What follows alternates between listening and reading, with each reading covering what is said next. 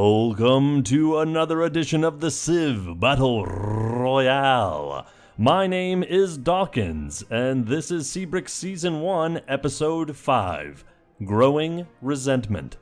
A lot of wars begin, a lot of wars end. It's up to the AI to decide if they will do anything with that. Starting on turn 71, let's get right into it.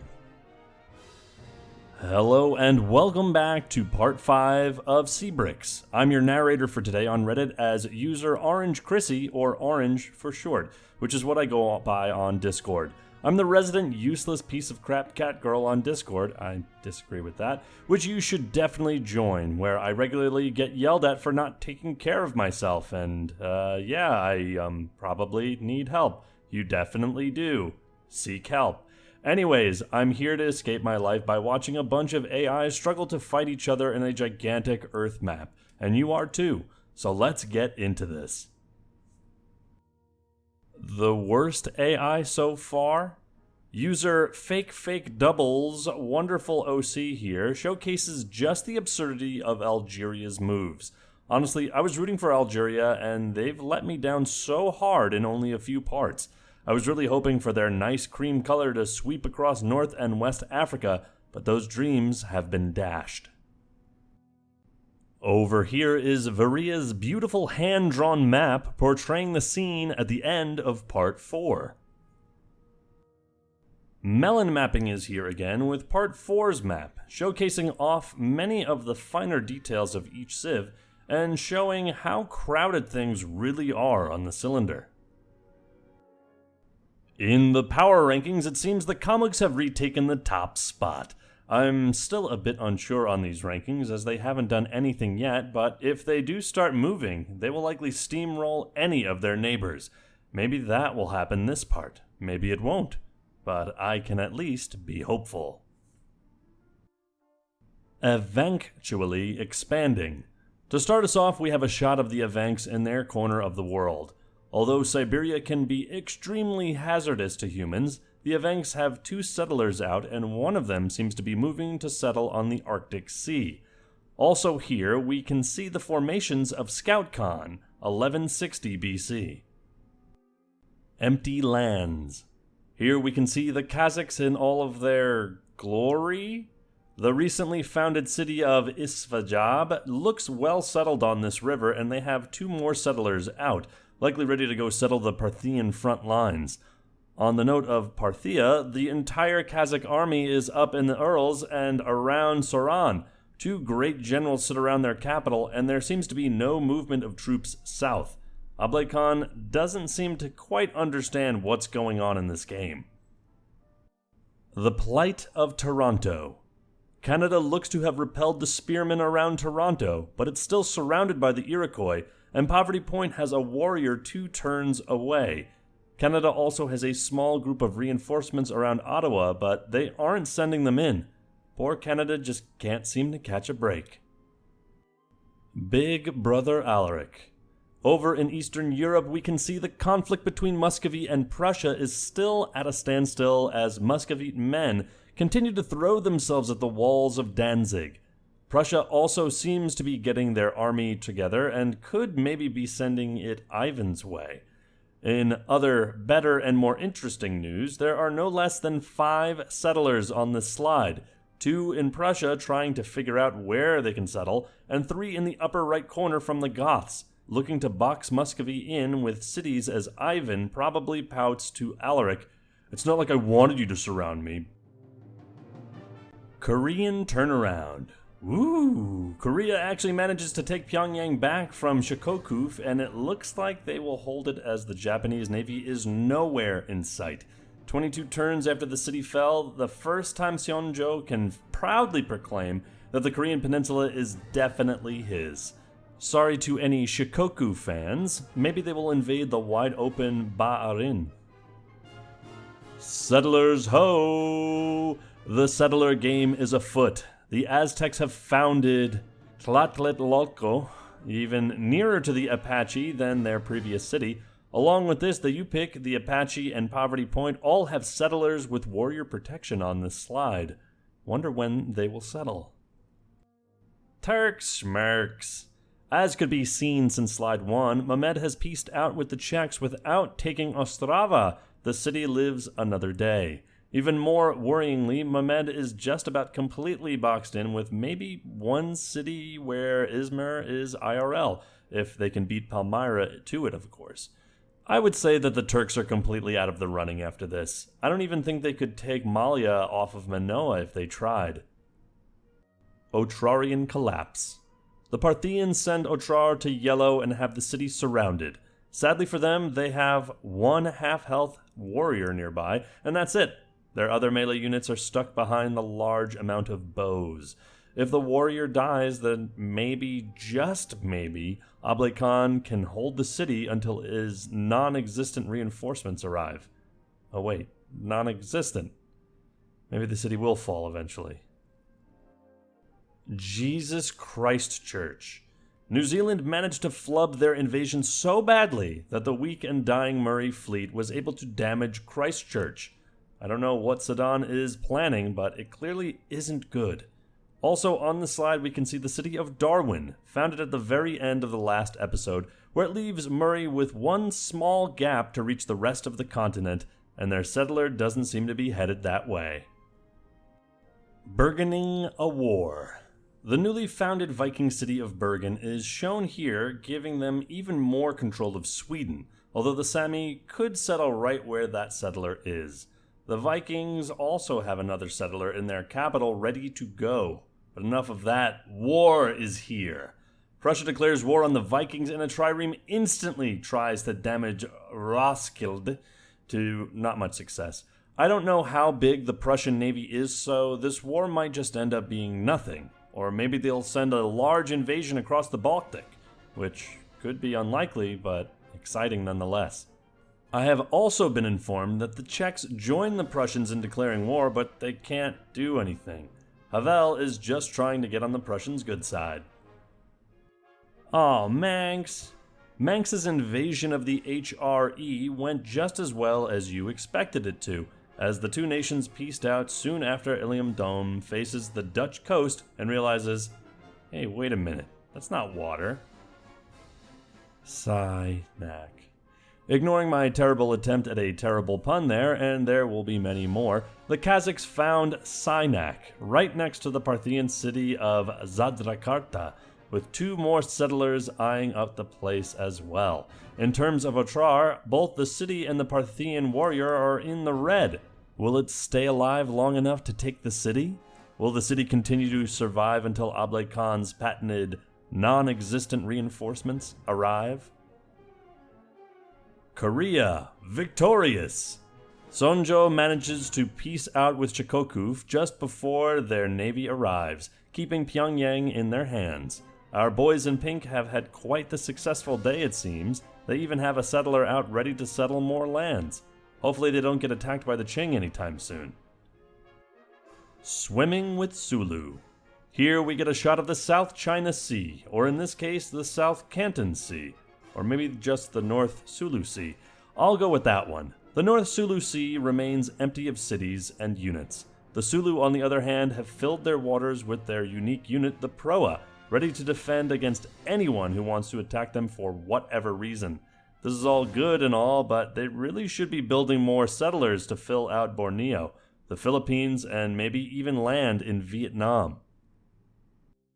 Preying on Palmyra. Palmyra faces two war declarations from the Goths and the Turks, although I have been told that the Prussians also joined in on this quest to save Oman. The Turks are really the only people here that can do anything to Palmyra, and I don't see them getting their army through Constantinople anytime soon to take Hierapolis. Although these war declarations might pull Palmyran troops away from Nepal, allowing Oman to retake the city. Come on, Oman, you've got this. The end of the Great Trek. The Qing have finally used that settler they sent out so long ago to settle the Kamchatka Peninsula with Fuzhou. The Yupik citizens from across the Bering Strait kind of go, hey, I think I see something over there. Should we check it out? Nah, let's stay here and continue to do nothing.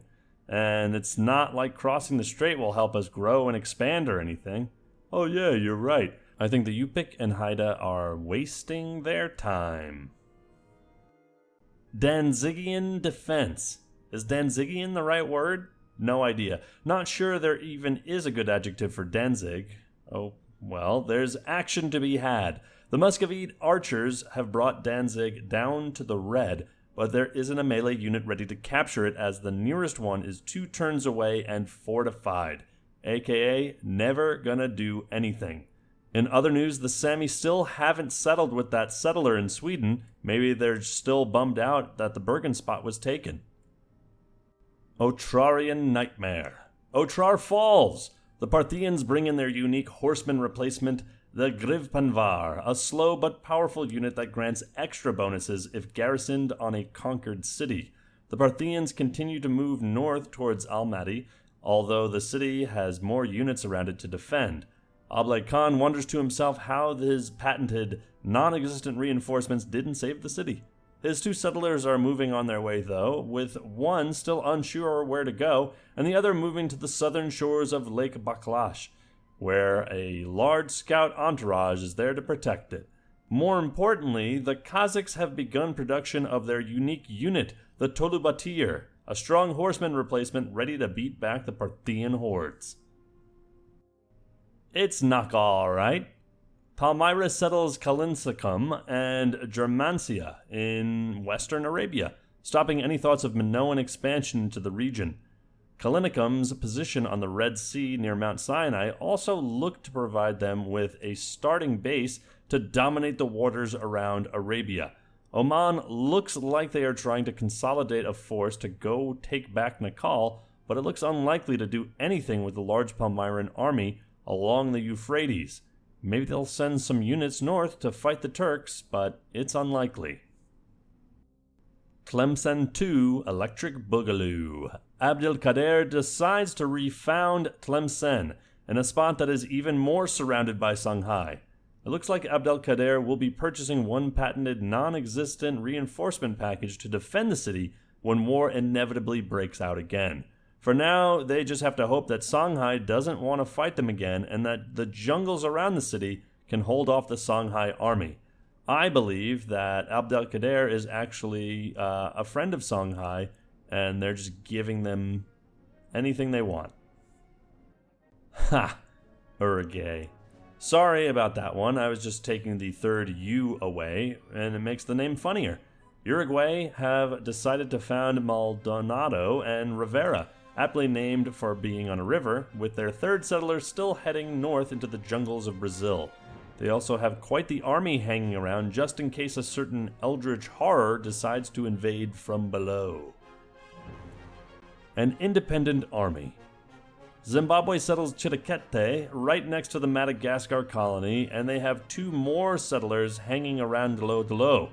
More importantly, I figured out what the Zimbabwe army is doing.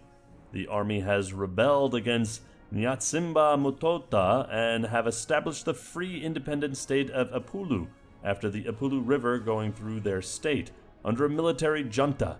This state controls much of Central Africa, bordering Lake Tanganyika in the northeast, Ndongo to the west, and their recent overlord Zimbabwe in the south.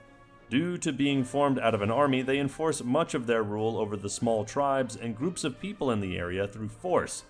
I have much hope for these guys. Aussie Fight 2 Electric Boogaloo. Yes, I'm using the same joke twice within 5 slides. What are you going to do about it? That's right, nothing. Alright, Oren, settle down. Well, you might complain about it in the comments or on Discord, and I'll be saddened, but you guys wouldn't do that, would you? Yes, we would, Oren. Stop it.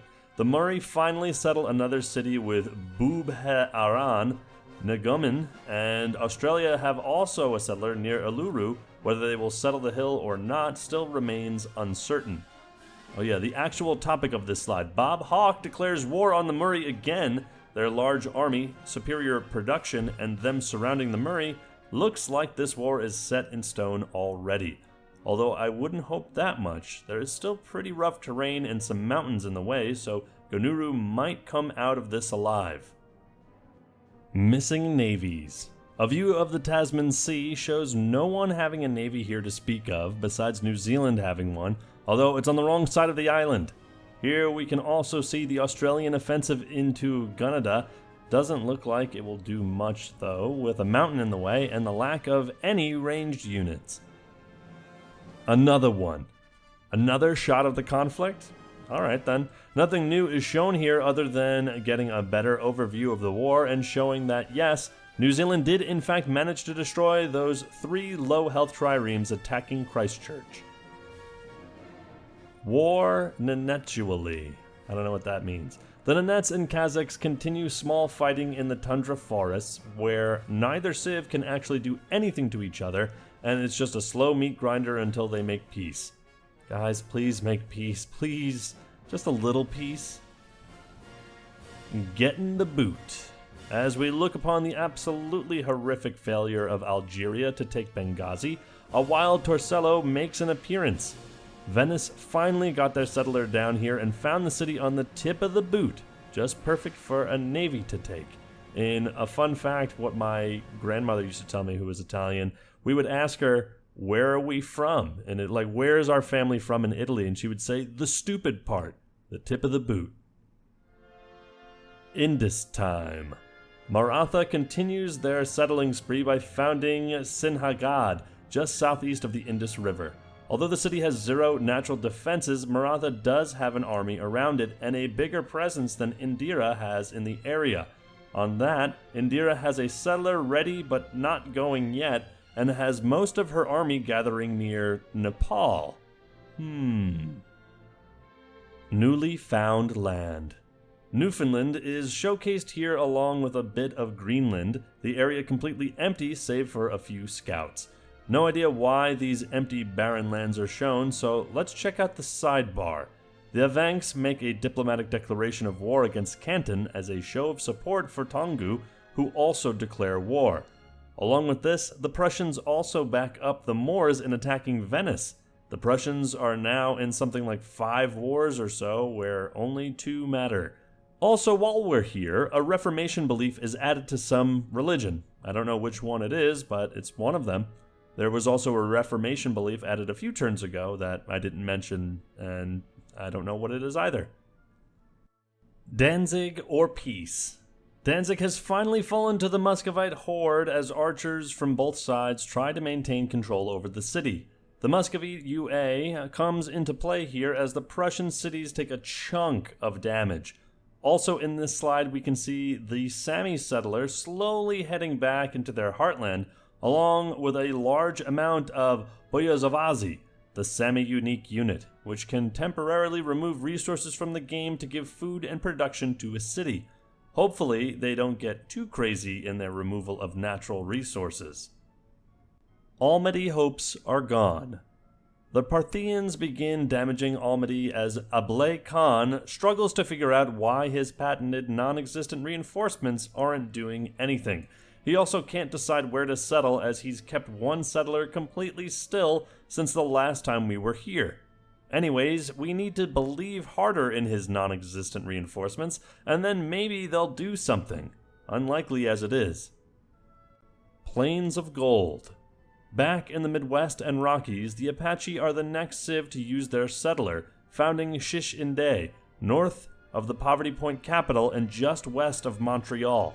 The Poverty Point settler turns and starts heading more north instead of west to get around Le Pays-Nede. The Yupik settler continues heading south as it finds itself as what I believe is the Colorado River. None of the civs here really have an army pointed at any of the others, in frame at least. The Unnamed General. The Moors' declaration of war on Venice is backed by a massive army around Balenciaga. The army seems to have an actual composition to it with a good mix of catapults, warriors, and archers. The Venetians, on the other hand, are caught with nothing but 2 archers and a great general. It would probably be wise at this point for me to ask BC what that general's name is, and for me to write some small thing about them. But I won't ask that, so we'll just have to give the general a name yourself. General's name. Stood on the walls of Murano looking tired and worn out. His campaign during the war with the HRE left him weak and overworked. Now, with the approaching Moorish army, General's name welcomed defeat, welcomed death to his door, and invited him in for tea. General's name knew the city he loved and wanted to protect what would fall and burn as Enrico Dandolo continued to ignore the need for military. General's name wanted nothing more than to see Murano thrive, for it to stand tall as a mighty flourishing city in the heart of the wine fields of Europe. But General's name knew it would not come to be. For now General's name could only hope that the Moors were gracious in their conquest, and that the city would continue to live under their rule. The trees may or may not be speaking. We finally get the first shot of the Tongu Empire in a long time. Maybe the first one. I don't really know. I'm not an expert. Anyways, Tongu decided the Cantonese city of Sumchen should be theirs. Now, they don't seem to have the army in place to take it, but it's the thought that counts. They might bring their troops over eventually and actually prove themselves worthy of always having a high ranking in the PR. An interesting conflict. Psych! You thought there would be something of substance here, and you're wrong. It's yet not another Earth map it's the Tasman Sea Conflict again. The only thing new here is that Hawk is trying to conquer Gunnedah with only 2 spearmen. This won't go well for him. Deja vu. I've just been in this Parthia before. Yep, we're back here with Parthia once again, and they have a Kazakh city down to yellow, surrounded, for the most part at least, by units. They have a single melee unit in range who is at 2/3 health, and Ablai Khan once again is trying to use his non-existent reinforcements to try and save the city.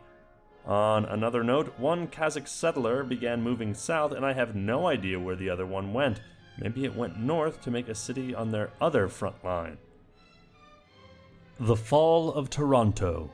The Poverty Point warrior went away, and it was the Iroquois who managed to finally bring in a warrior of their own to take Toronto. Canada has played very abysmally, and it's just such a sad sight to see. I had such high hopes for Canifest Destiny 2, but they've been dashed by William Mackenzie King, who refuses to defend his cities and has knocked his way down to just Winnipeg and Ottawa. Elsewhere in this slide, an Iroquois settler makes its way into Ohio to found another city. Things really are looking up for the Iroquois today, much to my disappointment. There is also the new Métis city of Battleford, where many battles will likely be fought, and the Métis army surrounds the city. They could be heading up to Winnipeg to get their own piece of Canada, or they could be heading south to Montreal or Chichindé for what would likely be a more useful city. All quiet on the Eastern Front. Prussia still surrounds Danzig and has it in the perpetual black as it tries to find a pathway for their spearmen to get through. They also made peace with the Goths and thankfully didn't stupidly trade away a city to a non-threat. Canton. The Gothic army is still looking absolutely massive. Maybe they will use it on Muscovy, or use it at all for anything. That would be good, wouldn't it? Their settlers have also gone off screen, so I can only assume they are off to the frozen wastes to further surround Ivan. Fruitless fighting. Nubia is quite effortlessly dealing with the coalition against them, beating back the Songhaïans to a peace after just getting done with the Ndongo army. Nothing in danger of falling anytime soon for Paye, Puye, Polyan, Paya. In other news, Benin has a settler out heading for the western split of the Nile, while Beta Israel has a settler near Dabat, trying to figure out where to go. Overall, this mess of troops and civilians isn't getting anything done, though. Actual fighting. Hawk has positioned troops around Bubarin Ngumen and is beginning to damage it. Will the current army there be enough? No, but they do have more troops in the south that they can bring up. Hawk is also sending a small army towards Cavanba and has brought an archer with him, already improving. Lastly here, New Zealand has gotten together another small fleet and is trying to sail towards Cavanba as well. Golden Coasts. We finally get a shot of the Benin Corps, and it seems they've been up to some stuff. The new city of Akure sits where Douala is IRL, and is extremely defensible from the south. They also have 2 more settlers in between Edo and Ugaton. I believe that's 3 settlers in total that they have, just gotta settle with them. Benin also came down with a plague of random brown lines, which is whatever the hell their unique improvement is. Can't say I understand any of it. Thanks, Orange. In terms of military, Benin is brandishing both spearmen and composite bowmen, while the Songhai army to their north is still on the weak archers. Any conflict between them, though, will likely end in Songhai victory or a bloody stalemate that lasts for far too long. On the sidebar, Benin also makes peace with Paye after failing to hurt them, and they build a wonder. That wonder is the Cheomsongde, I think. It provides +1 culture, +3 science, and +1 great scientist point, but most importantly, it gives +1 science for every 3 citizens in this city. So if Benin does build this city tall, they can be a scientific powerhouse. An unnamed speech. We're back to the fields of southern France. The Moorish army has yet to damage Murano, but they are making their way over. They also are bringing another settler up to settle the rest of Brittany, or maybe Normandy, or maybe even central France. The HRE also brought their settler back from the area and is currently sitting around Aachen, waiting for new orders. But there's something else here. A certain thing is missing. That's right, the unnamed general is missing from Murano, and I don't see the great general anywhere nearby. Looks like it's the end for this poor fellow. General's name looked upon the advancing army, the size of it larger than anything they had seen before. As the siege machines began to be set up, General's name stepped forward to greet them. To whoever this may concern, General's name spoke to the advancing army. I can see the victory of your people over us. The Venetians have abandoned us to you and left us with no support or aid. Although I am required to defend the city, I see no hope in doing so. I will put down my sword here and renounce my status in the Venetian army. I only hope that you do not harm the innocent citizens of Murano, that you may treat the city as one equal to your own, and that under your reign the city may grow prosperous. With that, General's name became not a leader of the Venetian army, but a leader of a city, no matter the owner. A Caspian Attack. The Golden Horde is having quite the exciting slide. They've damaged Kuchan. Well, not that exciting. It's not much at all and won't lead to anything further as they only have the one trireme. They do, however, join in the coalition against Palmyra along with the Avanks as seen in the previous slide. They can just about squeeze an army through the mountains of Armenia, but it won't do much against the strong defense Palmyra has around Circesium. They also have a settler out near the capital, although they are yet to send them somewhere settleable. Almaty also rests at 0 HP, as there are no Parthian melee units right next to it, although there are at least 3 melee units, including one of their unique horsemen, within a turn or two of the city. Tasty Gobi dessert. The Qin, fresh off their latest war with Canton, build the Terracotta Army, giving them many free units on top of their already large army. They also have 2 settlers in frame ready to go off and expand the empire even more. The Kamugs nearby found Manghut hidden in some mountains on the edge of the Tibetan plateau, slowly encircling the Qin. However, they have failed to send more than a few archers to protect this line of cities, and the Qin army looks like they have an easy snack on their hands. Let's see if they decide to act on it. The Kurdish Conflict. We get a better look at what I'm dubbing the Kurdish Conflict. You can call it something different if you'd like, but I'm the one writing this, so really you don't get a choice here. The hilly and mountainous terrain lends little to there being any fighting, and both sides have larger armies in the area. I don't see this as ending up as a victory for either side. It's either going to be a bloodbath or there will be no fighting at all. Tibetan Tactics. Indira declares war on Nepal, claiming it's too close to us. Also, they have uranium. Nepal is busy sending a settler into the heart of Tibet, which looks like it could hold some great production cities with all the hills and plains around, despite being 5,000 feet above sea level. Truly stunning. The actual military conflict, however, begins with a string push by Indira towards the city of Gorkha, but the Nepalese army is also large and should be able to defend it.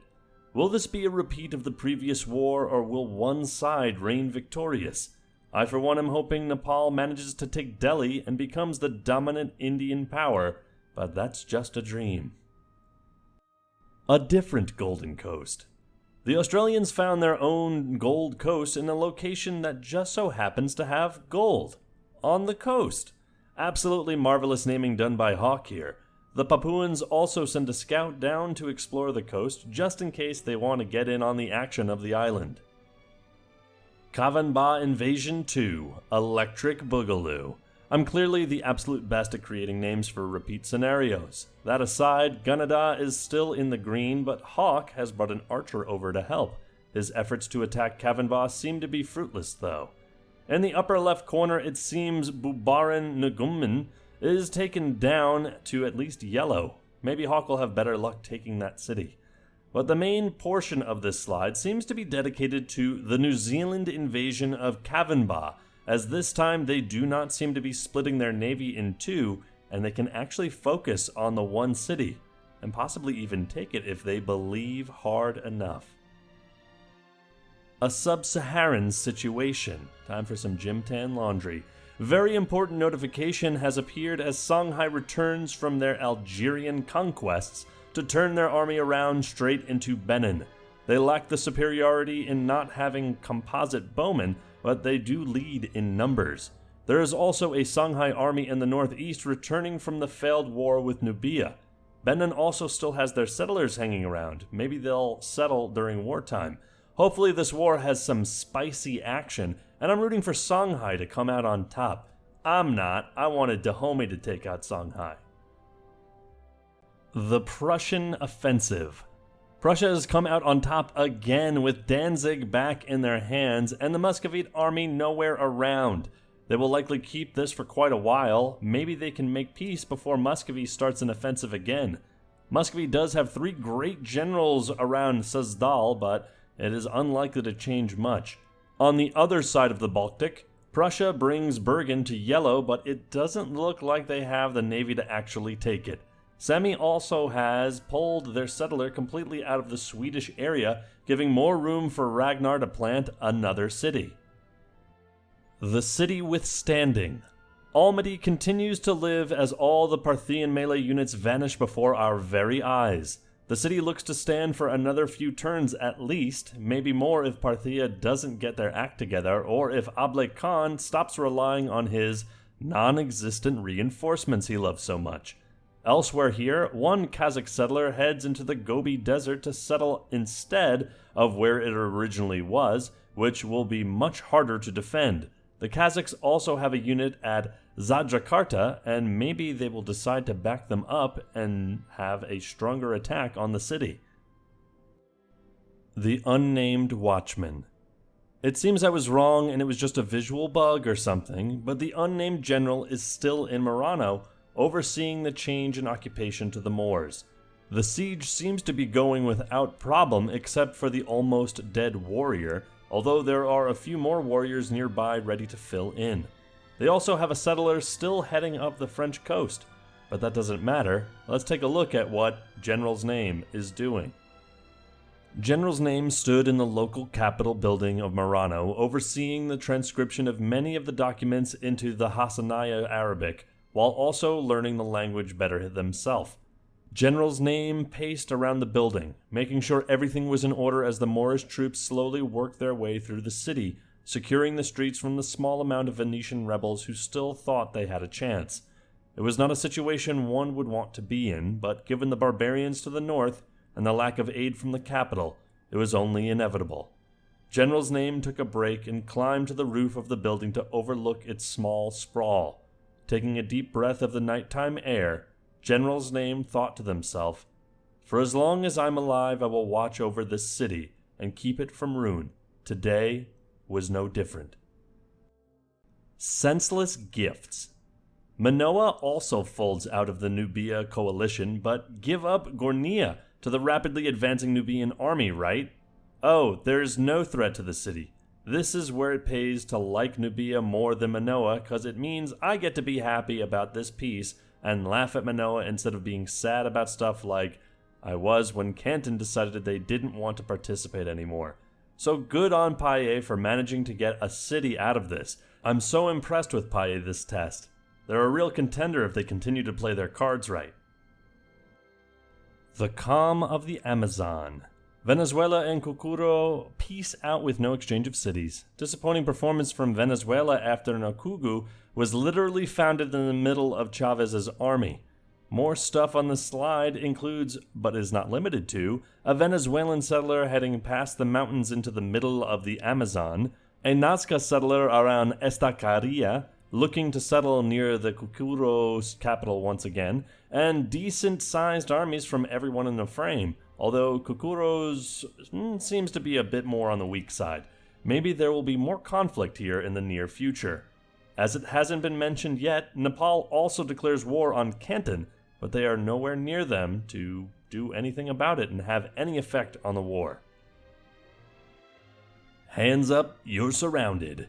Kazakh settler reached success with the founding of Tashkent, and more importantly, they seem to have placed it right before Indira was going to claim it. Parthia also has a settler in Hekatompolis, but that also has to look elsewhere if they want to settle. In terms of Almaty, it's still in black, still no melee troops around it, and the Kazakhs have a few troops around the city protecting it. But it seems more that the Kazakhs are going for the approach of just surrounding Parthia in cities faster than they can take them. Battle of the Great Lakes. The more important thing that was seen last slide was that Poverty Point and Métis declared war on the Iroquois, I assume because of the conquest of Toronto. From what we can see here, Métis moved their army away and are just here for moral support. Poverty Point, however, doesn't have many units around Montreal, and with the new Iroquois settle of Hastayuantwa in Ohio, it looks like Poverty Point will end up defending more than attacking in this war. Although if we get a better shot of the conflict, maybe they will have the upper hand. I'd also like to point out that St. Louis de Lanvin is still at 1 population despite being founded at last part, and that Canada has another settler out. Maybe they will use it better this time. A new assault. Prussia is turning this war back on Ivan and damages Vladimir, a huge reversal for losing Danzig. With a few composite bowmen and spearmen for days, it looks like they have a chance at the city. They also have their 2 settlers in the north hoping to find a suitable location to plop down a city. The Goths, as big as they are, remain motionless and unwavering. They aren't getting involved in this and look to leave it to the Prussians. Country roads. Here is the better picture. Why it wasn't right after the first one, I don't know. Either way, we can now see that Poverty Point can possibly hold Montreal as they have a huge army in the central US. This army looks to be heading northeast as a relief for Montreal and to make a move on the new Iroquois city. They also brought their settler back from near Apache land. Maybe they too decided it was a better idea to settle these vast forests to the east instead of letting the Iroquois have free reign. A quiet peace. We're back in the North Sulu Sea for some reason to notice almost nothing. What I can see here is that Sulu is continuing to beef up and not build settlers, while Tongu have a settler on the edge of the screen making their way down into the region. Sulu do have a large 18 population capital though, so that's something I guess. I'll also take this moment to point out that another Reformation belief has been added to someone's religion. Maybe we can assume it's the Sulu. The Horn of Beta Israel. Beta Israel settles another city, Ambober, on the Somalian coast in a good spot. I think that's how you pronounce it. I couldn't find anything about it. They also have 2 more settlers around Gondar, which could potentially fill out the rest of the Horn if they wanted to. Although they still haven't claimed Lake Victoria yet, so maybe they could get on that instead. Another thing to point out here, Beta Israel does have an army, but it's mostly warriors and archers. No spearmen or composite bowmen anywhere to be found. Madagascar in the south, just barely on screen, should really be getting more mainland settles before it's too late.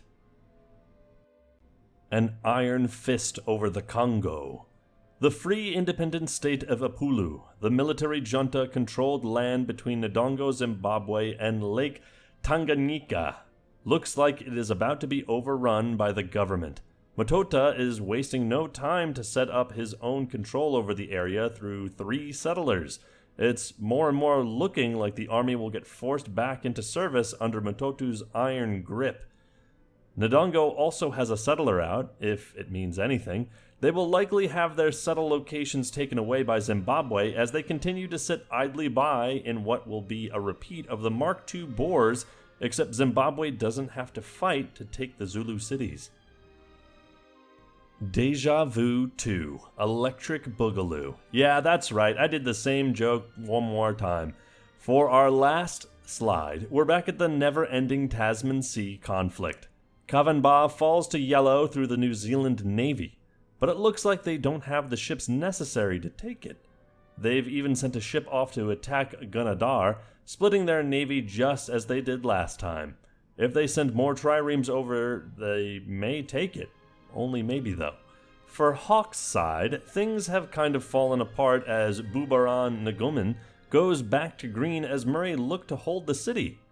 As this is the last slide, taking a look at the mini-map to see what I missed, I noticed a city on the southern coast of Iberia for the Moors, a city in Morocco for Algeria that they can actually defend, a city in southern Germany for the Czechs, a city in the frozen north for the Sami, just east of their other cities, 2 new cities for the Kalmucks near the Evenks, a new city on the western Mexican coast for the Aztecs, a new city in Costa Rica for the Venezuelans, a new city in Florida for the Iroquois, and a new city just east of Kokoro for Uruguay.